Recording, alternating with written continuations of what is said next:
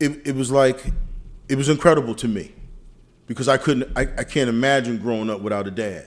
Right. You know what I'm saying? And most of the kids that I've met at my early stage, you know, when you do the paperwork, the background, you know, either doesn't know dad or, you know, dad's unknown. I mean, that was one of the things that motivated me with you because I was determined. I said, my son is not going to not know where I'm at, not know my phone number, not know what I do for a living, not know my address, not be able to get in contact with me, or I don't want my son to be so, oh man, I ain't talked to my dad in 2-3 years. Because those are the stories that I was hearing.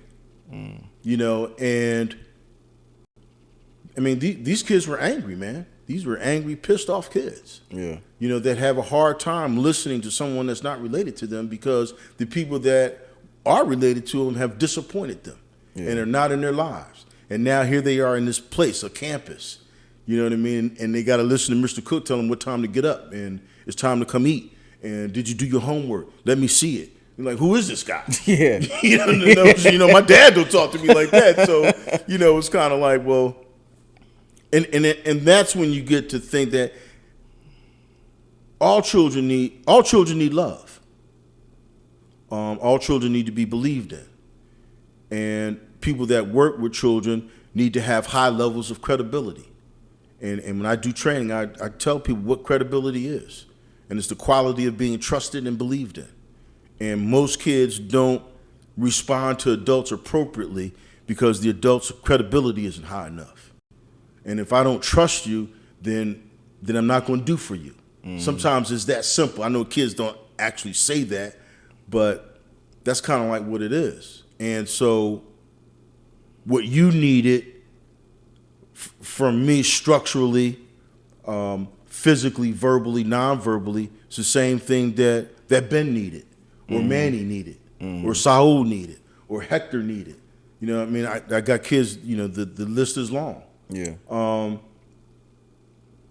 And they just wanted somebody to care for them. As human beings, you all are the same. Remember, you're no better than anybody, but you're just as good. And I told you that, and I told them that.